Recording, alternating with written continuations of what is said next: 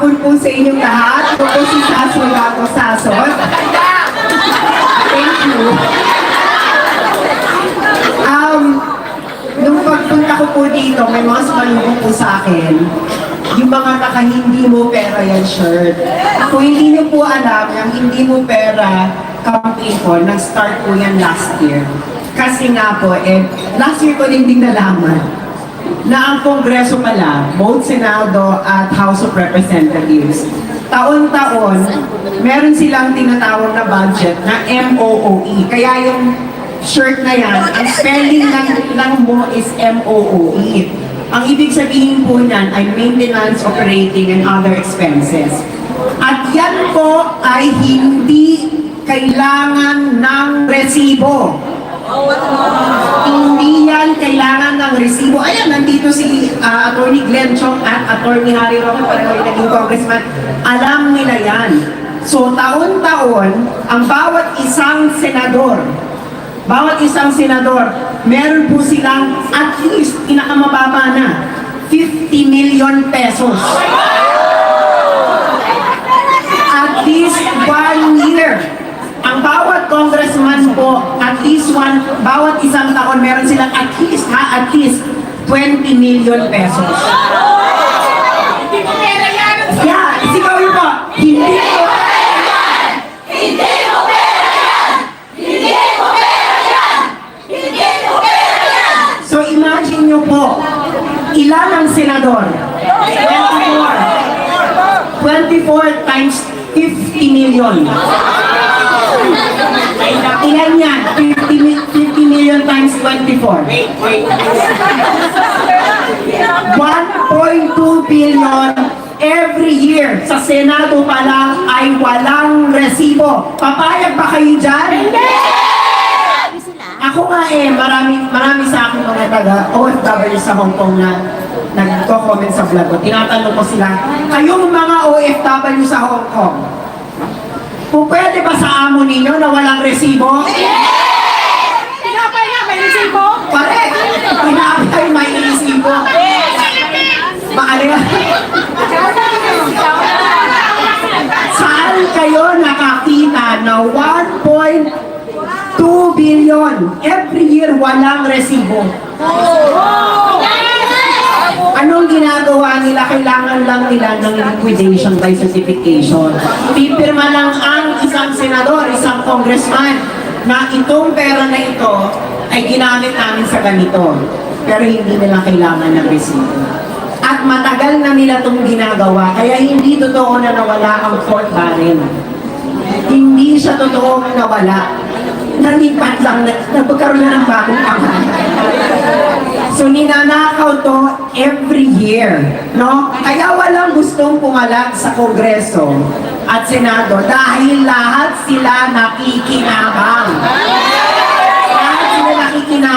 Kaya dapat patuloy tayong mananawagan ng hindi mo pera yan! Hindi mo pera yan!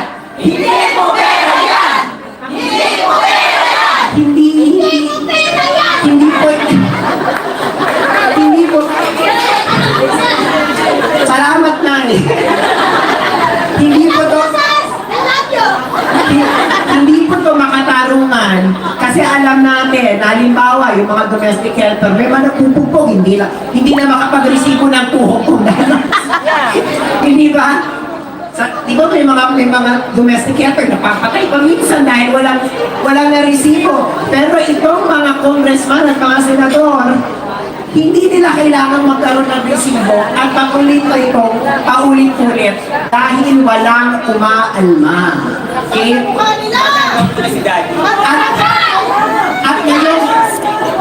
At ngayong taon, magkano Joey yung advertising? Ano nila?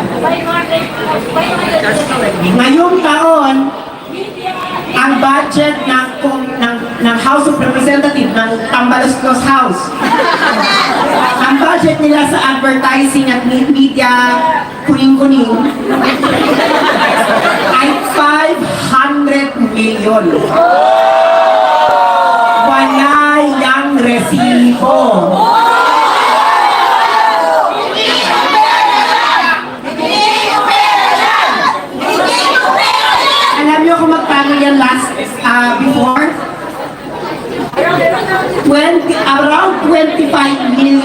yan before, ang media budget nila. Ngayon, 500 million. Kailangan namin ng resibo. Kaya, resibo. Kaya kailangan niyo humingi ng resibo. Kaya nga sabi ko, ito hindi to laban ng mga Duterte. Hindi to laban ng kahit sinong politiko. Laban ito ng bawat isang Pilipino dahil taon-taon tayong ginagago na ginagamit nila ang pera ng taong bayan. Tapos wala silang resibo. Makatarungan ba yan?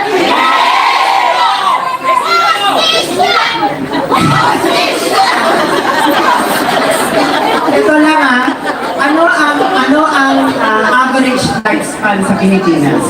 75 years old. So kung maswerte tayo, aabot tayo ng 75 years old bawat isa sa atin, no? Eh, ilang taon na kayo ngayon? Sabihin natin, 40 na or 50. So sabihin natin 40. In 35 years, matetegi na tayo. Ano tayo? Magprakahan lang tayo, real talk. Pero, etong mga senador at congressman, hindi matitigil yan. Hanggang hindi natin pinapahiwatig sa kanila na tapusin na yung ganyang polisiya. Dahil ang Pilipinas lang ang may ganyang polisiya, ang Kongreso na walang resibo ang kanilang budget.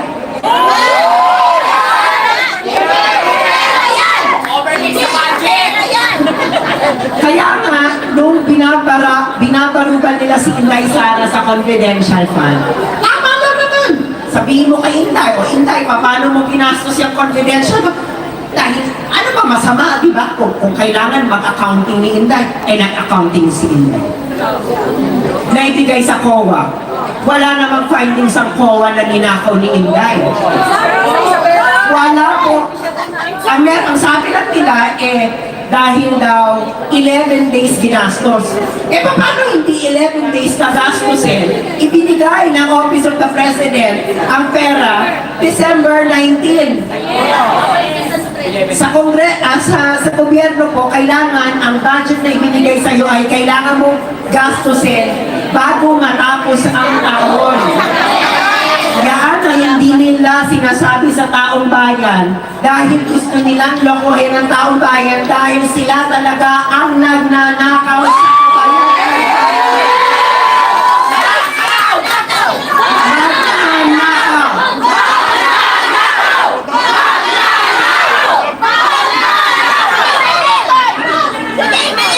At ang dalawa pong media ang naglakas loob na questionin ang budget nung simulan po natin i-expose ang hindi mo pera yan. SMNI.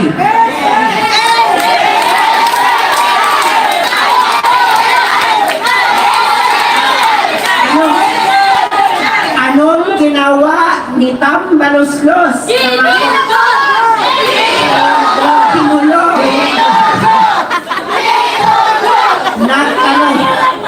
Nagtanong lang kung totoo ang kanilang travel expenses ay umabot ng 1.8 billion. Mali naman kasi si Lorraine sa si Ka Eric. Hindi siya 1.8 billion, kundi 2.2 billion.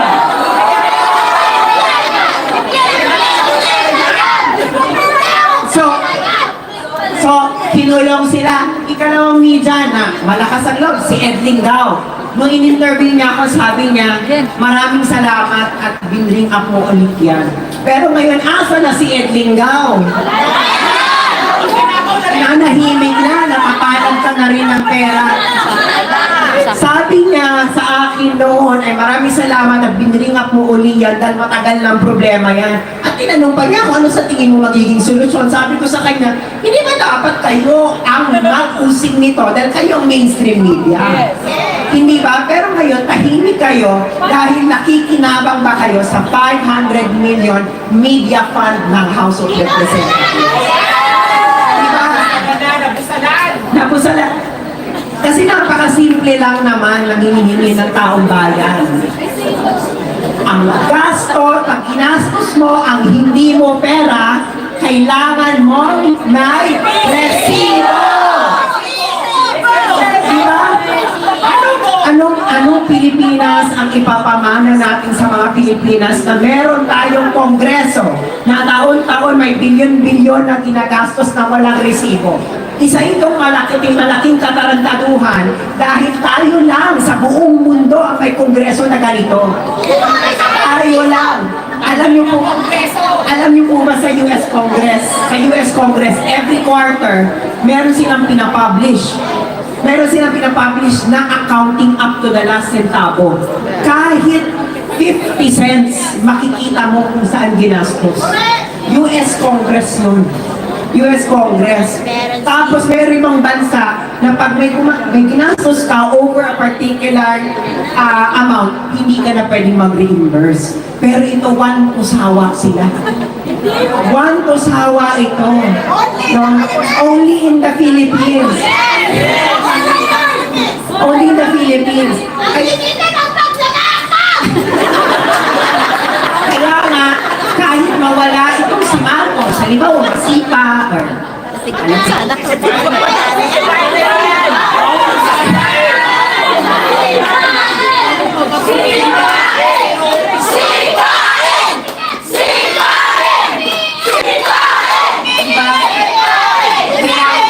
kailangan ipagpatuloy itong laban na to kahit Duterte pa nakaupo. Dahil hindi ito laban ni Duterte, laban ito ng bawat isang Pilipino. At ito ang nagustuhan ko kay Digong. Sinabi niya sa akin sa programa ng USMNI, nagpapasalamat siya. Sabi niya sa akin, Sas, murahin mo ko kahit mga anak ko kung nagkamali kami. Dahil tama lang naman. Si Digong lang ang politikong nagsabi sa akin ng ganyan. Na murahin siya at murahin ang mga anak niya kung nagkakamali sila. Dahil totoo naman, nakita niyo ba kami nung panahon ni Digong? Hindi ba? Yung mga cabinet secretary sa inuunin namin, oy, ayusin niyo yung trabaho niyo yan. Ayusin niyo yung ganyan. Hindi ba? Ngayon, nasa na yung DH ng mga DH?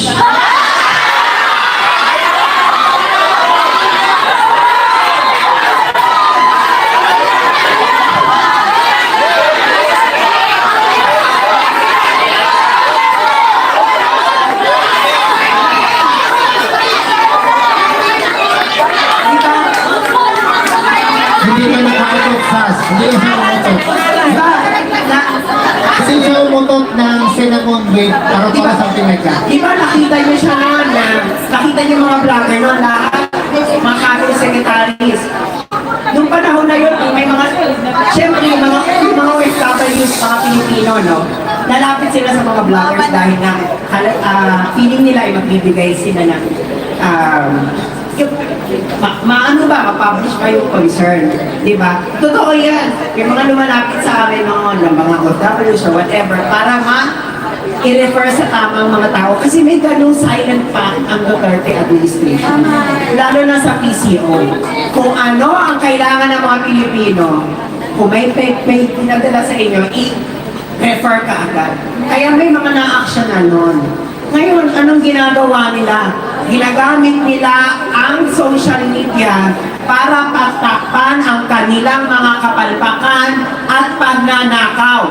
Yung DH sa mga DH, isa pa yan.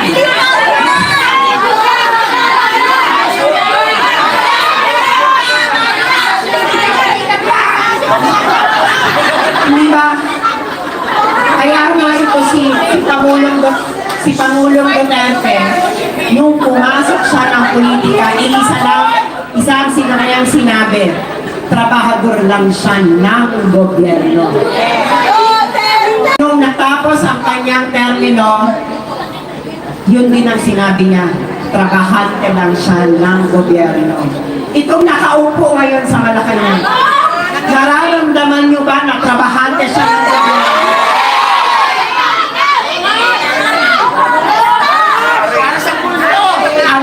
Ang feeling ngayon ng mga nakaupo sa Malacanang ay pang-aari nila ang Pilipinas. Hindi ba wala silang pakiramdam at binudol tayo. Hindi naman talagang totoo, binudol tayo. Tama ka, Nay. Pupunta tayo ngayon dahil sinasabi ni Naya. Kasi alam niyo po ba ang pillars ng Philippine foreign policy. Ang isa sa po sa mga pillars ng Philippine foreign policy are the welfare and interest of the overseas Filipino workers. So, isa kayong malaking pillar ng foreign policy. Ano ibig sabihin yan? Dapat ang foreign policy ng Pilipinas, kailangan i-address ang welfare interest ng bawat isang overseas welfare Filipinos. Kailangan babalansin mo yung mga interest, may territorial integrity doon, economic security, at ikatlo, yung welfare and interest ng OFWs. Bakit si Pangulong Duterte ay my friend to all, enemy to none na foreign policy? Dahil sa lahat ng bansa sa buong mundo ay may OFW. Hindi ka po pwedeng magkaroon ng kalaban tapos ang mga Pilipino, ang mga citizens mo ay nasa iba't ibang bansa. Dahil para lang yan sa isang barangay. Kung ang anak ninyo ay iniiwan ninyo sa kapitbahay ninyo, sa araw-araw, tapos aawayin niyo yung kapitbahay ninyo, hindi ka babangag. Nagagawin mo yan at ipapahamak mo yung anak mo. Hindi ba? Kaya ganon ang foreign policy ni Duterte. Dahil ang unang-unang mapapahamak pag ikaw ay may inaway na bansa at yung ginagawa nila ngayon sa Pilipinas, na ginagawa nila ay nagpo-promote ng racism, ang nares baka na yung mga Pilipino, ano gagawin nila? Nga. Dahil hindi nga nila ito iniisip. Paano ba nila maiisip kung paano nila aaksyonan ang mangyayari? Hindi ba? Kaya mga kababayan, okay, tayo alam mo ito, papunta na tayo sa afternoon. Ang tinatarget nila ngayon, yung mga anak ninyo. Yung mga anak ninyo na nagso-social media, nagti-TikTok, nagaganyan, kausapin ninyo yung anak ninyo. Dahil, alam mo kasi hindi, baka hindi tayo makaranas ng wars ng ating bansa, kundi yung susunod na generation, yung mga anak ninyo at yung mga apo ninyo. Kaya kausapin ninyo yung mga apo ninyo at mga anak ninyo na huwag makinig sa bangag. Huwag makinig sa bangag. At ang ituro ninyo sa inyong mga anak, at siguro isa puso nyo na rin, ay tratuhin ninyo ang bansang Pilipinas na para ninyong anak. Itrato ninyo ang bansa bilang isa ninyong anak. Bilang isa ninyong anak, ayaw ninyo na inyong anak ay mapariwara. Ayaw ninyo na inyong anak ay maparbarkada sa maling tao. Ayaw ninyo na inyong anak ay binubuyo upang makipag-away. Ang gusto ninyo ay inyong anak ay lumaki ng disiplinado, may patutunguhan, at maayos ang kanyang kinalalagyan. Sa tingin ninyo ba, ang inyong anak na Pilipinas ngayon ay isang anak na lalaking responsable, disiplinado, at may patutunguhang bansa? Sa kalagayan niya ngayon, wala. Kasi nga, ang kanilang concern ay kung paano sila patuloy na magkakamkam ng pera.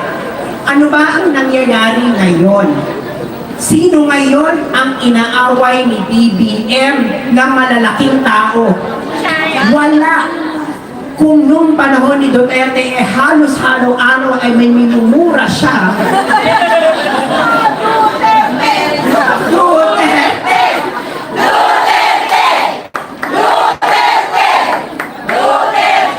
Kung noon halos araw-araw ay may minumura siya, oligarko, magnanakaw sa gobyerno, kabinete niya, simbahan at kung ano-ano pa. Ay naman sobrang tahimik ng presidente nito na parang walang nanluloko sa mga Pilipino.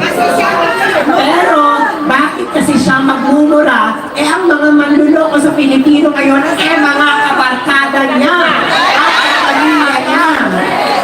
Hindi ba? Nanalig tayo ng continuity, kaya natin sinuportahan si Bongbong. Yan ang totoo. Di ba? Kaya natin siya sinuportahan. Pero ang nangyayari ngayon ay hindi continuity, kundi paglubog ng Pilipinas para lamang sila ay may pang-party sa Malacanang. Tama yan, napudol tayo. Masakit mabudol, no? Masakit ang mabudol. Kaya nga, hindi na tayo dapat magpapabudol muli, no? Kailangan, makita natin ang toong sinseridad at makita natin na may ginawa talaga sila sa bayan. Kaya nga si Duterte, sinuportahan ko nun dahil malaki ang ginawa niya sa Davao. Hindi biro ang paglilinis niya sa Davao. Diba? Si Mama. Pero yun na nga po, bilang magtatapos po, sana po ay kausapin ninyo ang inyong mga anak. Pag-usapan ninyo ang kalagayan ng bayan. Kung hindi mangyari ang sinasabing gera ni Atty. Vic sa ating panahon ngayon, mangyayari ito sa panahon ng iyong anak or sa susunod na henerasyon. Mangyayari nangyari sa Ukraine. Kaya kausapin niyo yung anak ninyo, no? Kausapin niyo sila ng masinsinan at makita ninyo para malaman nila na sila ay binubuyo papunta ng isang gawin dahil malaki ang pera sa gera. At hindi, kung ninanakaw nga nila ang MOOE nila taon-taon, paano pa yung pera bibigay ng ibang bansa para sa gera? Yan ang kanilang totoong gusto. So mahalin po natin ang Pilipinas katulad ng pagmamahal ninyo sa bawat isa ninyong anak. Ayaw ninyo mapariwarangin yung anak. Ayaw ninyo ang inyong anak ay malagay sa gulo. Ayaw ninyo na ang anak ninyo ay binubuyo sa isang maling desisyon. Gusto ninyo ang anak ninyo ay lumaking matatag, may responsibilidad, makatao, at yumayabong ang buhay.